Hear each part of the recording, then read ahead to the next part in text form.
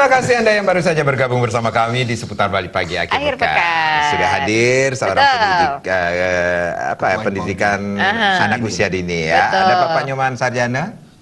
Selamat pagi. Selamat pagi Pak. Om Swastiastu Pak. Beliau adalah Ketua Himpaudi Bali, pemerhati pendidikan juga ya, yang concern banget sama pendidikan, apalagi pendidikan anak usia dini, ya Pak ya. Himpaudi berarti himpunan pendidikan, pendidik dan tenaga kependidikan anak usia dini. Oh, pendidik dan tenaga kependidikan anak usia dini. Oke.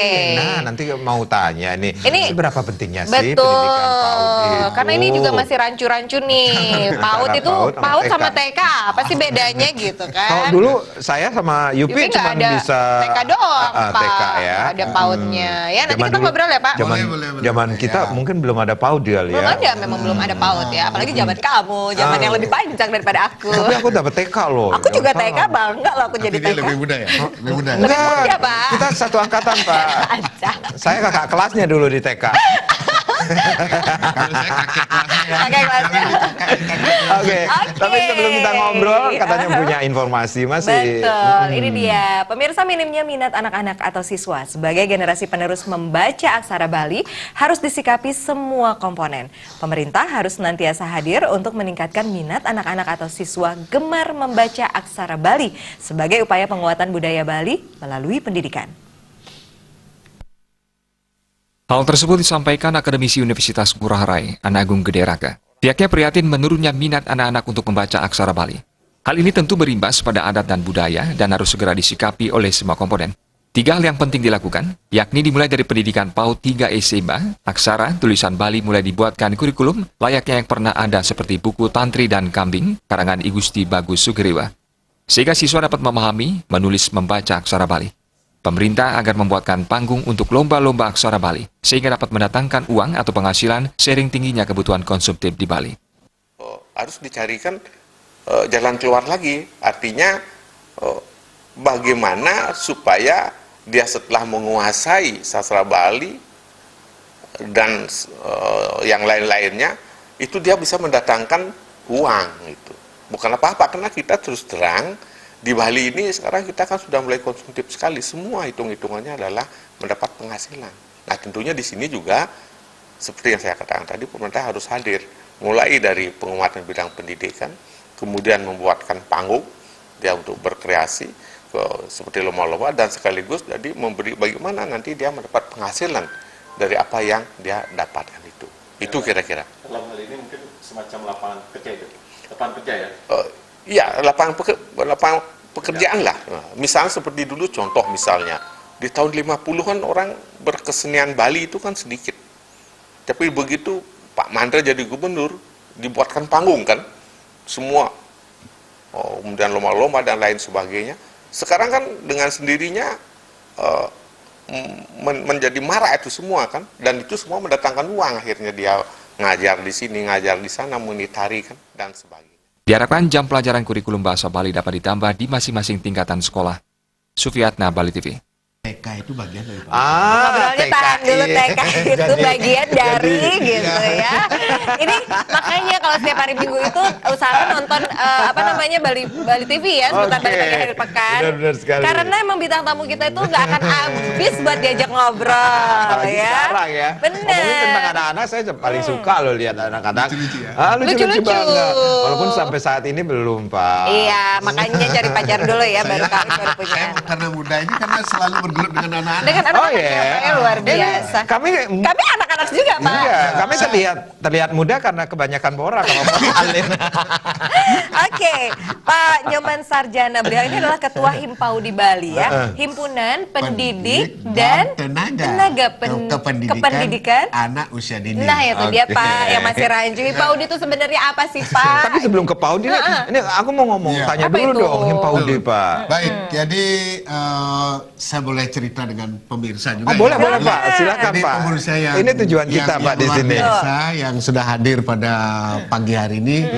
Seperti tadi sudah diterangkan, saya adalah Ketua Himpaudi Provinsi Bali. Jadi apa sih Himpaudi itu? Jadi Himpaudi itu adalah himpunan pendidik dan tenaga kependidikan anak usia dini ya. Nanti Upi sama Pak Karang boleh ikut ini kok, boleh ikut dari Paudi. Boleh, boleh. Ada syarat-syaratnya? Enggak. Syaratnya ya gampang lah kita. Kita atur nanti ya. Bisa diatur. Suka anak-anak kali ya. Jadi ini adalah kumpulan. Jadi perkumpulan orang-orang yang guru TK, guru KB, guru TPA itu semua menjadi anggota Himbaudi, termasuk orang-orang yang peduli terhadap pendidikan anak usia dini. Yaitu ya. Jadi kita melangkah langsung sedikit ke apa itu PAUD ya. Tadi kan PAUD bagaimana pentingnya. Jadi sebelum kita mengarah ke sana, Himpaudi kan sudah wadahnya itu. Tapi sebentar Pak, Himpaudi ini pusatnya di Denpasar. Jadi, maksudnya untuk jadi Bali. di setiap kabupaten, nah ini setiap kabupaten itu ada yang namanya Himpaudi, ada pengurusnya. Ada, dan di Bali ada pengurusnya. Yang masuk dari anggotanya itu ada Bunda PAUD-nya loh. Bunda PAUD-nya itu jadi istri bupati, itu menjadi Bunda PAUD kabupaten, Bunda PAUD kota. Nah, kalau dia ke pusat itu Ibu Presiden. Nah, jadi Bunda PAUD. Jadi PAUD itu kan anak usia dini kan perlu bunda. Nah, ibu-ibu bupati inilah, dan ibu wali kota dan ibu presiden inilah yang menjadi bundanya. Jadi di Bali sudah ada Bunda PAUD 8 kabupaten 8 kabupaten 1 kota. Nah, itu bahkan sudah pernah menjuarai loh. Iya, Denpasar sudah pernah juara, dan Tabanan. Dan di yang paling getol sekarang itu Bunda PAUD-nya Gianyar sangat ini. Kemudian Badung sangat gencar. Bunda Dayu ya di Bunda sana Dayu, ya. kemudian ini Pak Bunda si Bupati Bandungnya. Juga sangat getol sekali untuk anak usia dini. Semua bunda-bunda PAUD, semua istri bupati itu sangat concern terhadap pendidikan anak usia dini. Kembali lagi ke PAUD Pak. PAUD. Nah, kalau di Indonesia kan yang dikenalkan baru namanya TK, SD, kemudian baru. Nah, sebenarnya di Indonesia itu berdasarkan Undang-Undang Nomor 20 tahun 2003 itu ada namanya Sistem Pendidikan Nasional. Apa yang dimaksud Sistem Pendidikan Nasional yang mengatur pendidikan yang ada di Indonesia. Nah, kalau di Indonesia itu ada sebelum dasar loh, ada pendidikan anak usia dini. Kemudian baru pendidikan dasar, pendidikan menengah, pendidikan tinggi. Nah, sekarang kita berbicara mengenai di pasal 28-nya itu ada pendidikan anak usia dini. Ya, pendidikan anak usia dini ini apa saja? Kan tadi itu ya. Nah, tadi kan menyinggung ada TK. Nah, sebenarnya ini pendidikan anak usia dini dari baru lahir sampai umur 6 tahun itu sudah namanya anak usia dini. Ya, berarti dia itu TK masuk di anak usia dini. Karena dari umur 0 sampai 6 tahun dia sudah boleh masuk TK. Begitu juga kelompok bermain, KB disebut.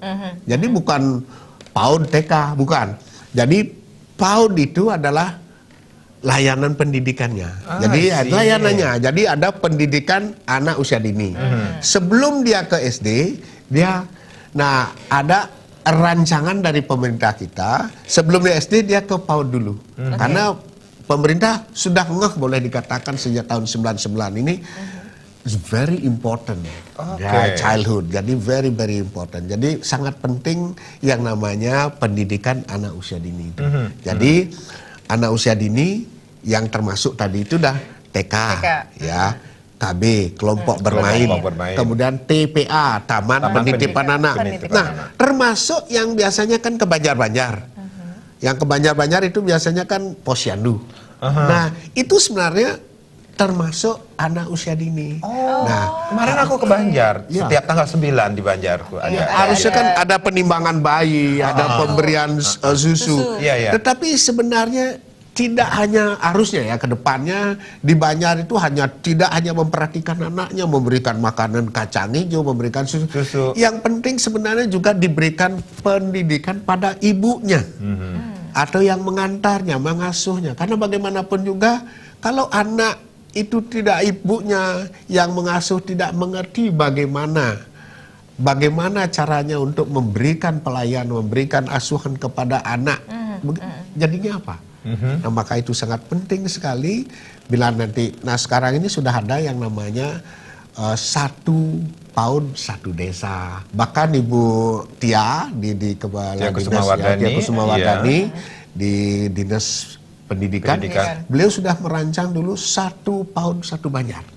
Satu Banjar, satu Banjar. Jadi setiap Banjar itu ada pound karena akan dengan Bali ini dengan sistem Banjar, sistem desa adat itu akan lebih mudah. Jadi saya selaku ketua Himpau di Bali mendukung program daripada pemerintah di mana nanti PAUD itu betul-betul diperhatikan. Arti kalau sudah paham ini, PAUD, jadi paham ini ya. Oke, baik, PAUD dengan TK, dengan KB. Jadi TK itu termasuk PAUD. Termasuk PAUD ya. Jadi PAUD itu kan anak usia dini. Berarti TK kan anak usia dini. Berarti kalau dari 0 sampai 6 tahun itu dimasukkanlah anak usia dini. Jadi semua layanan yang mengarah kepada anak usia dini itu disebut PAUD ya.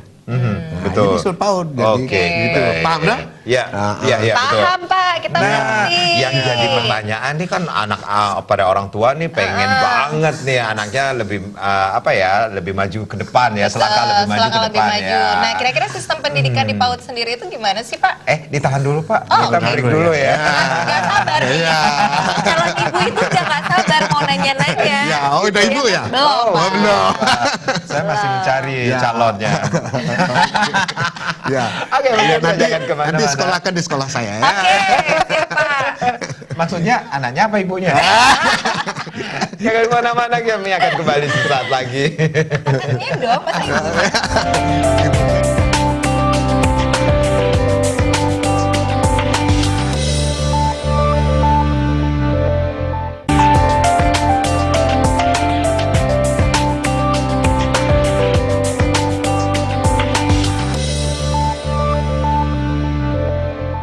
Terima kasih Anda yang baru saja bergabung bersama kami di seputar Bali Pagi akhir pekan, dan hari ini pagi ini kita sudah mendatangkan seorang bisa yang dikatakan concern dengan pendidikan. Ya, betul sekali, ada Pak DRS Nyoman Sarjana MIKOM yang tentunya kita akan ajak ngobrol lagi ya nanti ya. Tapi kita mempunyai informasi nih Pak tentang bagaimana sekolah swasta juga butuh subsidi biaya pendidikan. Pemirsa, nah ini dia, pemerintah diharapkan memberikan subsidi biaya pendidikan utamanya kepada sekolah swasta agar orientasi masyarakat tidak hanya ingin masuk ke sekolah negeri saja. Langkah ini sekaligus mencegah terjadinya kekisruhan penerimaan peserta didik baru atau PPDB seperti yang terjadi tahun-tahun sebelumnya.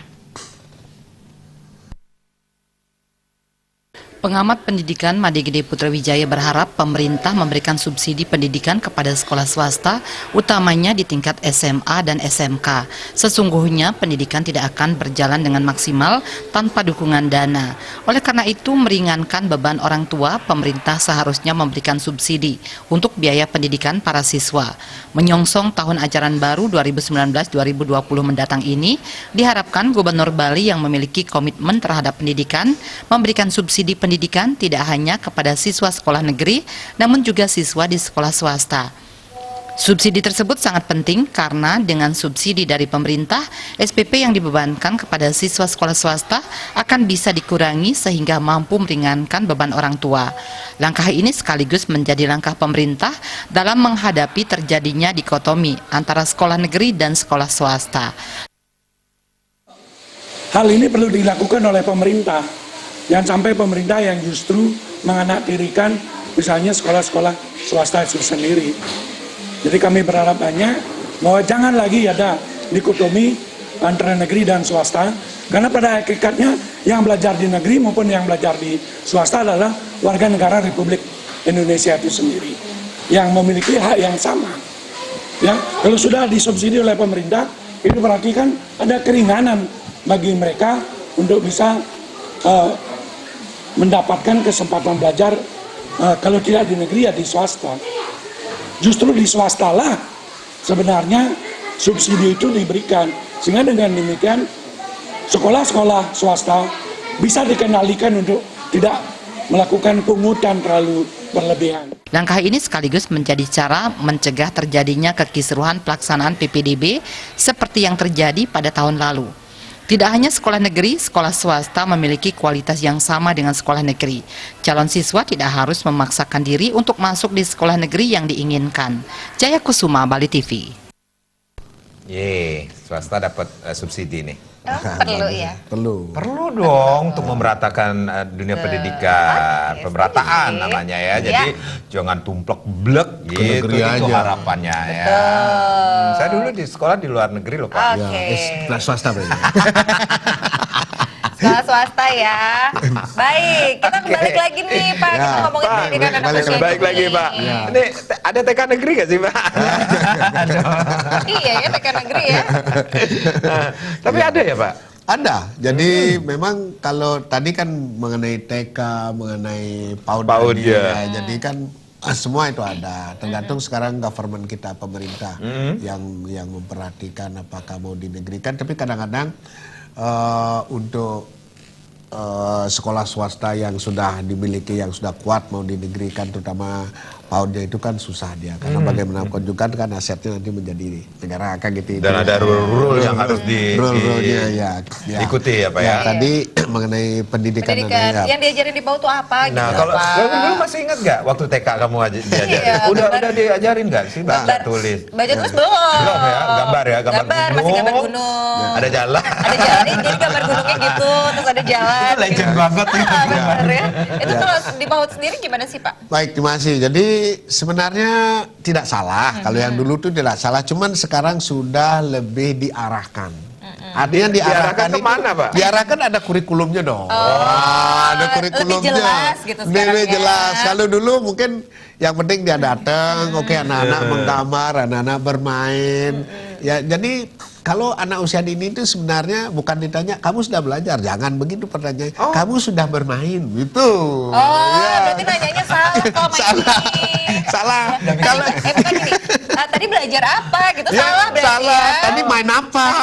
Ya, Gitu. main apa? Tapi mereka juga kalau ditanyain tadi belajar apa, singing mami gitu biasanya. Apa? Singing, Oh, nyanyi, singing, oh, gitu. boleh. Atau kamu tadi main apa? Main game. Sekarang kali ya jawabannya. Nah, itulah yang perlu di Anak-anak milenial itu ya. Mobile Legends. Aduh. Jadi harapan kita kan benar, bagaimana sekarang anak-anak itu diberikan permainan outdoornya. Jadi tidak semua bawa HP, Betul. kan ya. Betul. Itu sangat-sangat bingung. Kadang-kadang jujur saja, saya karena punya TK ya, Iya. punya PAUD di Legian itu, jadi kadang-kadang melihat orang tuanya itu supaya anaknya diam ya dikasih aja HP. Handphone. Itu it's wrong. Jadi Oh, tidak it was benar itu, wrong. tidak benar. Ya. Nah. Baik, tadi kan pertanyaannya apakah bagaimana sistem pendidikan di PAUD itu PAUD, sendiri ya. Itu sudah ada kurikulumnya, jadi Permendikbud nomor 146 itu sudah langsung khusus mengenai bagaimana kurikulum PAUD itu ada. Oke. Jadi tidak sembarang. Jadi pendidikan karakternya bagaimana, apa saja diberikan hari pertama sampai hari terakhir. Jadi semuanya itu ada pengaturannya. Oke. Jadi ada kurikulum. Pak, Gitu. ini tadi Bapak menyebutkan ada pendidikan karakter. Ini seberapa pentingnya pendidikan karakter diberikan pada saat anak usia dini, Pak? Wah, luar biasa, pertanyaannya bagus sekali. Banget ya. Makanya ini diidam-idamkan. Ya, idam-idamkan. Ini contoh nanti menjadi ahli pendidikan Iya, anak usia dini. amin. Ya. Langsung Iya, banget. Jadi ahli pendidikan usia dini. Jadi kalau pendidikan anak usia dini itu karakter yang memang yang paling penting. Jadi ada bagaimana kita memberikan pendidikan karakter pada anak usia dini. Karena disinilah menjadi fondasi ke depannya. Bagaimana dia bersosialisasi dengan masyarakatnya. Oke. Ya itu sangat penting. Tidak ujung-ujung belajar berhitung, belajar menulis, bangga orang tuanya dia bisa berhitung. Tapi kita harus bangga anak kita bisa hormat pada orang tua, bisa menghargai temannya, Bisa berempati, berasa ya, Pak, ya. empati. Itu yang pertama. Jadi makanya jangan kalah dengan bebek kita. Jadi bebek itu bisa ngantre. Oke. Kemudian kita biasanya langsung saja, itu kan salah iya. satu karakter. Betul, Ya, betul, jadi kalau sudah diajarkan pada saat anak usia dini itu akan melekat. Jadi kalau pada saat anak usia dini itu sudah amburadul, kedepannya menjadi negara amburadul kita. Jadi maka dari itu penting sekali pendidikan karakter pada anak usia dini.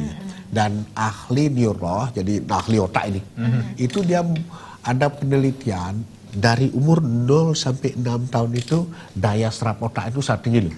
Sangat tinggi daya 0 sampai serapnya. 6 tahun ya, Ya, Pak, ya? 0 sampai itu sampai 80% daya serap otak pada umur 0 sampai 6 tahun. Begitu umur 18 tahun sudah 100%. Berarti udah habis itu. Nah, kalau sekarang itu umur berapa? Bang apa nanya umur 30-an? Iya, berarti kan sudah daya serapnya udah habis ini. Enggak, kalau sekarang tuh lebih mental Pak, lebih bodo amat gitu Pak kalau sekarang Pak. Nah, Bodo amat gitu. mau jadi apa maka gitu dari kan ya. itu karakter semua itu diberikan pada umur 0 sampai 6 tahun itu. Sudah semua itu. Jadi jangan bangga baru Jangan anak bangga kita. ya. Jangan usia bangga. 34 udah bisa calistung kayak gitu. No. Oh, gitu. Banggalah bila anak kita bisa menghargai orang tua, bisa menghargai Dari teman-temannya. Teman-temannya. bisa mengerti tentang bagaimana sembahyang kok tadi. Nah, ya, jadi penting itu. Jadi kalau sembahyang diajak ke pura, bagaimana sikapnya, bagaimana kita menghargai, bagaimana kita menghargai pura itu. Ya itu yang penting. Bukan jujuk-jujuk bahasa Inggris. Ya, bangga orang tuanya bisa anaknya berhitung, bisa menulis, bisa membaca, bisa berbahasa Inggris. Boleh bangga, tetapi akan lebih bangga bila dia mampu menghargai ya ciptaan Tuhan, ciptaan manusia. Ya itu kita akan lebih bangga.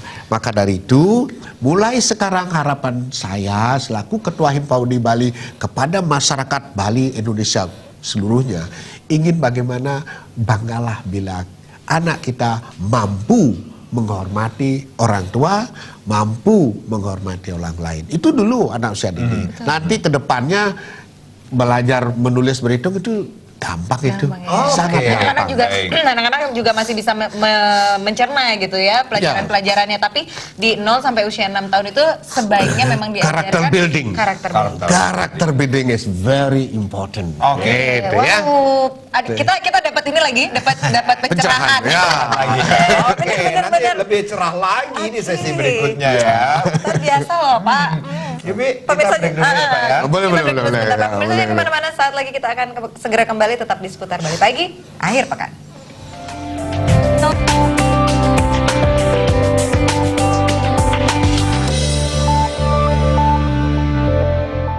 Kebun Pak. mawar Pak. Ini kalau ngambek nih gampang Pak, dikasih bunga aja. Selesai deh. Bunganya bunga Bunga bang. Bunga mawar. Bunga mawar merah. Bunga bang sama bunga mawar. Mawar merah berarti ya. Beda sama ponakannya Pak, kalau ngambek dia langsung dibawain. Pak, saya pengen mobil dong. Kasih mobil langsung ya. Kaya. Ini kembali nih ya. Ini kalau ngomongin soal ngambek-ngambek nih, Ngambek, anak-anak ya. kan biasanya kayak gitu nih Pak, Betul. anak-anak. Mau dikasih apa, mau apa nggak dikasih gitu kan, nangis, biar diam aja nih ibu-ibunya kasih, yaudah nonton handphone. Emang gitu ya Pak ya? Karakter itu. Jadi kesini.